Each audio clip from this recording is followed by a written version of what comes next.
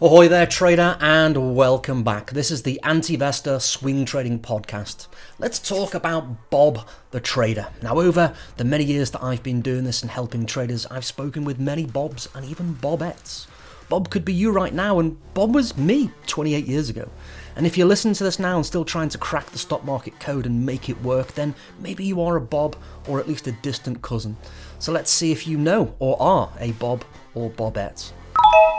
Now, before we get into it, there is nothing wrong with being a Bob or a Bobette, and this is just my metaphor for being at the newer end of the spectrum. We all start at the beginning.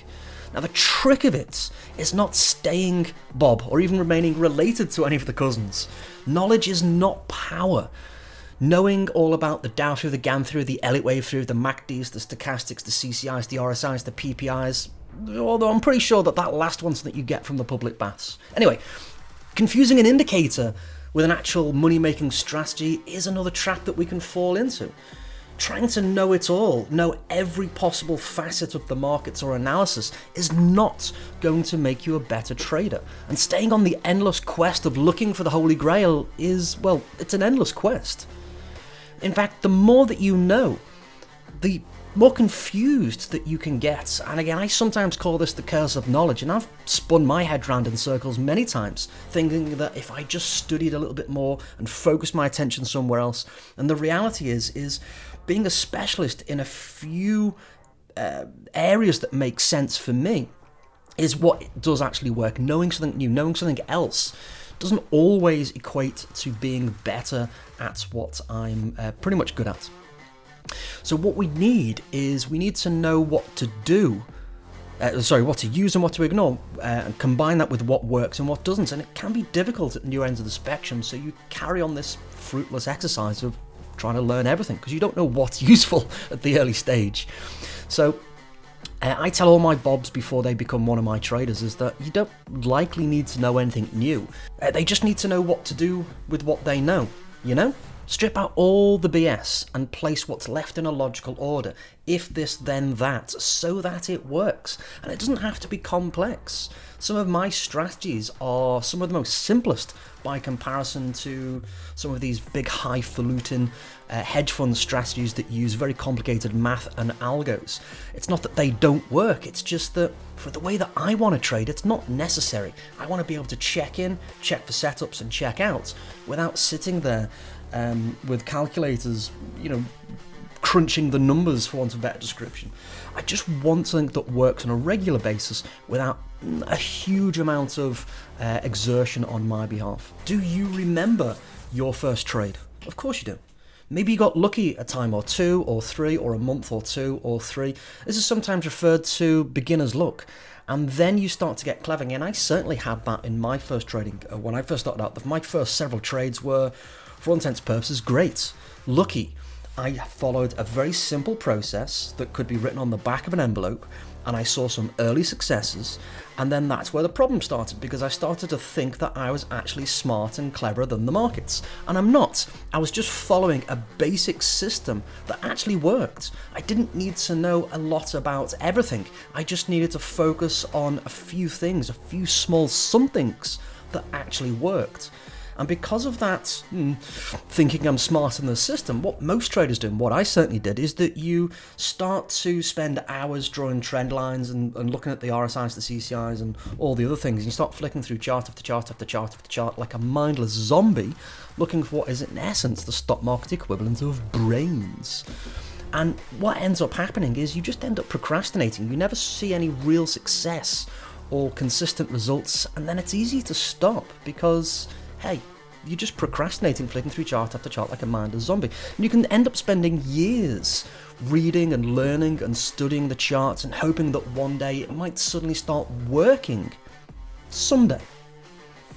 Now, maybe you're the cousin of Bob or Bobette. Maybe you've taken a 3-month sabbatical because you've convinced yourself that you can make it work and make a living despite being completely underfunded with no proven trading system. And just a lot of hard work and gumption and dedication is going to make the make it up as you go along method of trading start working for you. I've seen lots of traders do this, and it doesn't always work out the way that you think it's going to work. How's that working for you? Now, we've all been a Bob or a Bobette. You're not alone.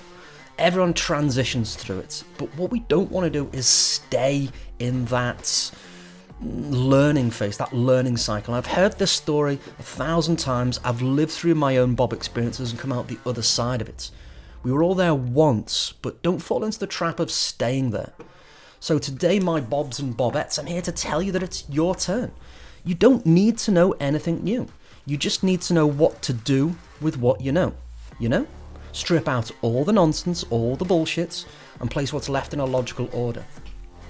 What I did way back in the mid-90s, before I took this leap, I had this epiphany for myself. I was reading one of those 1,000-page tomes of a technical analysis book, pre-internet days, and it was a second or third passing through, and I was halfway through it yet again when I had the realization that knowing all the because it was essentially an A to Z of indicators, looking back with hindsight, at no point did it say how to find the opportunities, how to time my entries, time my exits, about the money management, and this is a well-respected author. All it was an encyclopedia of idealized examples of the tool or the indicator in question under good conditions being seen to work.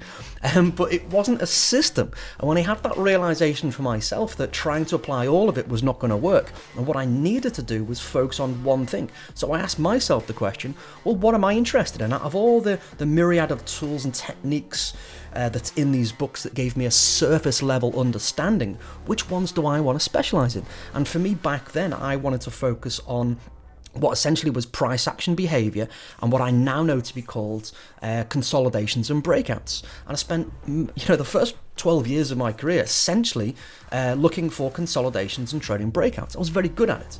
I've systematized what I'm doing to this day, and fast forward many almost 3 decades now, I'm not doing that much difference than what I did then. It's just my understanding of what I'm doing, because I went deep on the subject, has got deeper and deeper and deeper, and hopefully that having made a career of it, I might be half decent at it. Now, I've got many strategies and systems, I've developed them, but that's the one that's always true to my heart. That was the first one. I've actually just revived it as I'm recording this, and blown the virtual dust off my original strategy and just layered on my current understanding of that strategy and technique and system to revalidate it and revamp it. And it's still good to this day. It's very surprising that the looking at price behavior in a mechanical way does actually work on a regular, consistent basis. Anyway, what I refer to what I do these days as a production line for a reason. I want to assemble my trade idea one step at a time using these mechanical rules. Step 1, do this. Step 2, do that. Step 3, do this. And the trade's either going to get rejected and popped into the recycling bin, to stick with the metaphor, or, the second outcome is there's a nice new shiny trade for me to hit confirm and send on. And I want to be able to do that in the shortest possible time so that I don't sit at the chart, flipping through chart after chart like a mindless zombie. I want to do something else with my day. It doesn't matter whether I'm swing trading, day trading, it doesn't really matter. I want to be able to, again, check in, check out, and be about the business of trading in an efficient, time-efficient way. And it's rules that help me do this. Rules make it repeatable, not just for me. I want it for me first, but rules make it repeatable for everyone in this stock market factory so that it just works. So if you'd like some help with this, if you're ready to become one of my insiders, then let's start the conversation. I don't know if what I do is right for you, but start by sending a message, phil@antivestor.com, or follow the links in any of the descriptions, and we can have a chat. I'll always point you off in the right direction, but if it is sounding like it's right for you, then we can explore that together and make sure that you're doing the right thing for you. With that said, have a great time, have a great day, and I'll see you at the same time next time. Keep in mind that futures, options on futures, stocks and stock option trading involves a degree of risk that may not be suitable for all investors. Past performance is no guarantee of future performance. Antivestor provides educational information and does not provide financial advice.